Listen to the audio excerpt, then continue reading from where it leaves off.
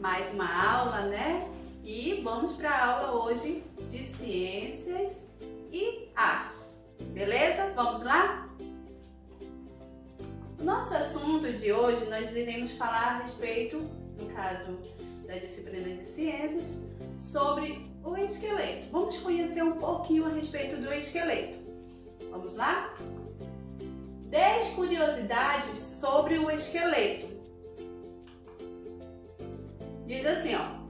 O esqueleto humano é uma estrutura muito importante, pois garante o suporte de tecidos, proteção de alguns órgãos, produção de células sanguíneas, armazenamento de sais minerais e a movimentação, formado por diversos ossos articulados. O esqueleto é fundamental para a nossa sobrevivência. Vamos lá.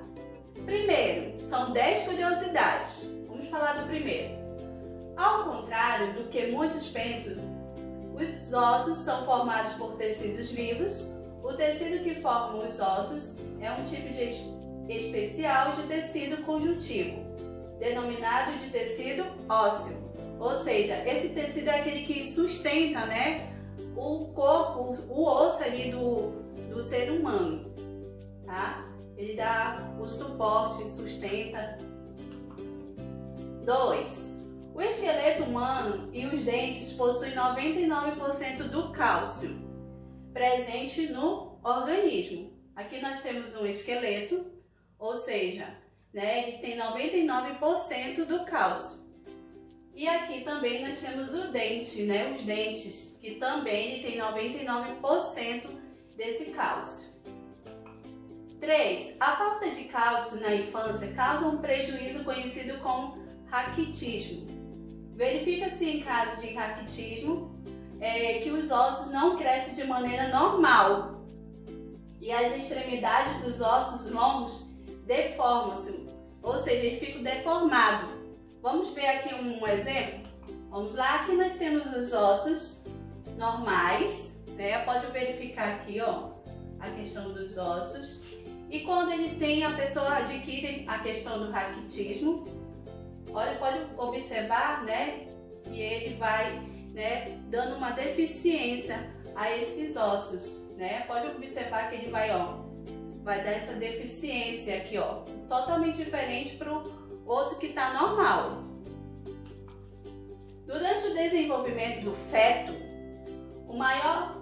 a maior parte do esqueleto desenvolve-se primeiro como um modelo de cartilagem, que é gradualmente substituída por osso. Um processo chamado de ossificação, tá? Que vai a questão da cartilagem, ou seja, o que é um feto? É um bebê que está se formando ali, né? Para vocês, claramente, para quarto e quinto ano, o feto, né, é aquela questão do bebê quando ele está muito pequenininho ali e que você não consegue visualizar, ele é chamado de feto, né? E aí, o que ele apresenta? Primeiro, vai apresentar o quê? Uma cartilagem. E dessa cartilagem, aos poucos, ele vai se transformando em quê? Em ossos. Vamos ver aqui, ó, o processo, ó. Nós temos aqui a cartilagem. E aos poucos vai modificando, né? E vai mudando e vai dando forma ao quê? Aos ossos. Vai aparecendo pouco a pouco, né? A questão dos ossos. Beleza? Vamos lá. O quinto. O esqueleto do adulto possui 206 ossos. 206 ossos. Porém, uma criança, após o seu nascimento, possui em média de 270 ossos. Como assim, professora? Não seria caso assim, o adulto ter mais do que um bebê? Não seria essa lógica? Vamos lá ver? Diz assim, ó. Isso acontece porque depois de algum tempo, muitos ossos fundem-se, né? Ou seja, os ossinhos do bebê, né? Como é molezinho, aí são vários e ele vai fazer o quê? Vai se juntar, né? E depois de um bom tempo, ele vai ficar o quê? 206 ossos, tá? Mas quando nasce, ele é 270 ossos, aí formando apenas um, beleza? Aqui nós temos o esqueleto, no caso adulto, e aqui o bebê, né? Então você já sabe que o esqueleto adulto ele tem 206 e já o bebê tem 270 ossos. O maior osso do esqueleto humano é o fêmur. Em pessoas de ali, ó, 1,80 m, né? Olha aqui, ó, o fêmur, essa parte aqui da coxa, vocês já viram? Ela é chamada de fêmur. O fêmur apresenta aproximadamente 50 centímetros. E o menor, professora? Qual é o menor osso? Vamos lá ver? O menor osso do corpo humano é o estribo, localizado na orelha média. Vamos lá, nós temos aqui a orelha e aqui por dentro nós temos o estribo. Tá bem aqui, ó. Né? Quase não dá para visualizar, ele é o menor, né? Do corpo ali do ser humano, ele é o menor osso, que é chamado de estribo. 8. Oitavo diz assim, ó, o osso mais forte e mais longo da face é a mandíbula. Além disso, é o único osso móvel do crânio, que é essa parte aqui, ó. Vocês estão vendo aí, ó? Toquem aí de vocês a questão da mandíbula. Pode observar que ele se move, né? A questão quando você vai falar, né, algo, essa parte aqui, ó, se chama o quê? Mandíbula, tá? Olha aqui, ó, essa parte do osso aqui chamado de mandíbula. Nono, em algum adulto observa-se no externo das vértebras, né, das costelas e na pelve, a presença da medula óssea vermelha, a qual se relaciona com a produção de células do sangue. Essa parte aqui, ó, também produz em relação ao sangue, né? Isso aí é muito importante vocês saberem também, porque às vezes a gente não sabe. 10º, o osso ióide não possui articulações e está localizado na região do pescoço, entre a mandíbula e a laringe. Aqui, ó, ióide. Essa parte bem aqui, ó, deixa eu mostrar. Bem aqui, ó, quase não dá para você visualizar, né? Ela fica perto da mandíbula e da laringe, né? Essa parte aqui perto da língua, para sustentar ali a língua de vocês, né? A parte da língua, isso daí é a questão ióide. Vamos lá para a atividade?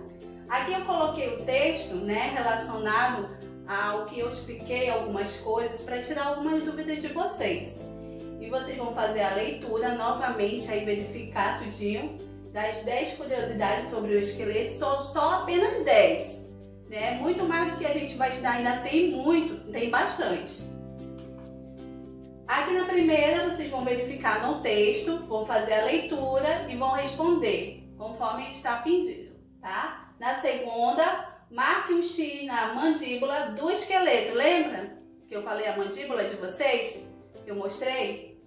A terceira, você vai desenhar um bebê, né? E um adulto. Um bebê com a quantidade, quando ele nasce, de ossos. E um adulto, né? Qual é a quantidade que ele tem de ossos. Beleza? Aqui, na quarta questão que eu fiz para vocês, vocês vão fazer a pesquisa. Onde que fica o fêmur? Lembra que eu falei do fêmur? Que essa parte da coxa embaixo aqui, né? É um dos ossos maiores. Então, você vai verificar onde que fica o fêmur. Por exemplo, aqui, né? Nessa parte da coxa. Então, você vai recortar. Eu vou deixar lá tudinho para vocês recortarem. Como vocês estão aí observando. Tem uma parte que eu não colei, né? Que eu já deixei justamente para você recortar, tá? Aí o fêmur, aqui ó, na parte da coxa, que é essa região que é o osso maior. Lembra que eu falei do osso maior, do menor? Então você vai colocar a parte do fêmur, você vai colar aqui, tá? Não é para copiar o nome, é para você colar, recortar e colar. Bom, a gente finalizou aí a parte de ciências, vamos agora para a disciplina de arte. Peguem aí o caderno de vocês de arte, abram aí que tem atividade, eu vou explicar direitinho para vocês. Hoje nós iremos falar sobre Leonardo da Vinci e suas obras. Mas professora, não é Vinci, não. É Vinci, tá? Pronuncia Vinci. Vamos lá? Conhecer um pouquinho da obra dele, conhecer um pouquinho da sua história sobre Leonardo. Uma viagem pela vida do mestre. Leonardo da Vinci é lembrado por ser um dos maiores gênios da história da humanidade. As suas contribuições ultrapassaram o ramo das artes e suas obras, como a Última Ceia e a Mona Lisa, são algumas das pinturas mais famosas e reproduzidas de todos os tempos. Aqui nós temos a imagem do Leonardo. Ele nasceu em 15 de abril de 1452. Olha, muito tempo atrás. Na vila de Vinci, na Toscana, na Itália. Leonardo era filho da camponesa, né? Filho da camponesa Caterina e do tabelião Piero, e não eram casados os dois, né? Eles, na verdade, acredito que eles tiveram só apenas um caso e eles não eram realmente casados oficialmente. E aí ele foi educado, né, por pessoas próximas, como ali a madrasta, a questão da avó. Então foram educados por outras pessoas que eram próximas a ele. Vale destacar que, na verdade, Da Vinci não é o sobrenome de Leonardo. Usa-se essa denominação em relação a Vinci ser o nome do vilarejo onde ele morava, onde ele nasceu, né? E colocaram, eu acredito que eles gostaram tanto desse nome, né? E acabaram usando. Ou seja, é como se fosse Leonardo da Vila da Vinci. Segundo os estudos, ele tinha cabelos louros, olhos azuis e era canhoto. Quando jovem, muitos consideravam o dono de uma incomparável beleza física, ou seja, apresentava ser muito bonito, pelo que fala aqui, né? Uma pessoa muito bonita, um homem muito bonito. Porém, a imagem que a maioria guarda é do artista mais velho, como eu mostrei lá para vocês, né? Como lá no início, né? Aquela imagem que vocês têm aí dele é o que aparenta. Aqui temos uma obra dele, que é a Última Ceia, né? E a maioria das obras dele que vocês ainda não conhecem, é muito em relação à religião, né? Religiosa. Então aqui nós temos a Última Ceia de Jesus, né? Com seus discípulos, e ali ele foi e acabou fazendo essa arte, né? Essa obra, né? E foi conhecida, e até hoje é muito conhecida essa obra. Aqui nós temos a época da criação, né? Daquela obra que nós vimos agora, da Última Ceia, que foi em 1495 a 1498, ou seja, demorou quase 3 anos para ele finalizar essa obra e ficou perfeita. Ó, pode observar que ela é uma obra linda, perfeita, né? Aí tem o que ele usou, né? O tamanho, que era 460 centímetros por 880 centímetros. Aonde está localizada essa obra, porque até hoje ela ainda existe, né? Que é no refeitório de Santa Maria, que é numa igreja, ou seja, no refeitório em Milão, na Itália. Esta obra é ainda hoje uma das famosas de Leonardo, né? Representando a Última Ceia e seus discípulos, como eu tinha falado para vocês.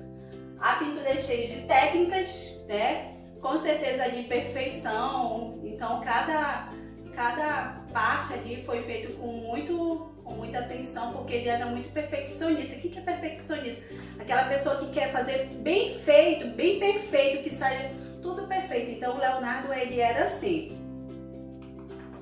Aqui nós temos a Mona Lisa, muitos conhecem, né? a questão da Mona Lisa. A época da sua criação também, ó, foi 1503 a 1506, também durou um bom tempo, né? Quase 3 anos essa criação. E aqui o tamanho dela é menor. Vocês observaram que a outra lá, ó, o tamanho é 460 centímetros por 880 centímetros. E essa daqui, ó, da Mona Lisa é 77 centímetros e por 53 centímetros, né? Ou seja, ela é menor. Ela está no museu que fica em Paris, né? Ela é bem protegida. Vocês lembram de Napoleão, que a gente falou? E essa obra, ela aconteceu vários casos que até chegaram a roubar, né? Até mesmo Napoleão foi incluso em relação a isso, a essa obra que era muito bonito, muito bem desenhado, muito os detalhes, né? Então ele acabou sendo tipo um furto, né? Naquela época. Aí ele fala, são inúmeras as teorias, especulações e estudos deste quadro, que sempre foi dito como um quadro muito perfeito, né? Eles queriam saber como é que foi a questão do desenho, em quem foi inspirada aquela questão da Mona Lisa. Então, assim, foi muito questionado em relação a isso. Aí ele fala, não só por causa do sorriso da figura, mas pela técnica utilizada para pintá-la.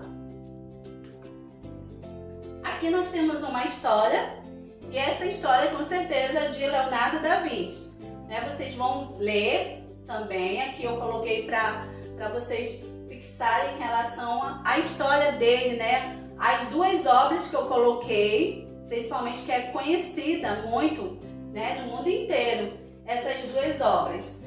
Aqui nós temos a atividade que vocês vão verificar, vão fazer a leitura do texto, tá? Para responder. Aqui continua a primeira questão e a segunda é bem interessante. Qual a pintura correta de Mona Lisa? Qual é? Será que é a primeira? Será que é a segunda? Ou será que é a terceira? Você vai verificar e vai pintar aí corretamente. Quem é a Mona Lisa daqui, ó? Uma das três é, tá bom? Então, assim nós finalizamos a aula de hoje. Fique com Deus e faça com bastante capricho. Tchau, crianças!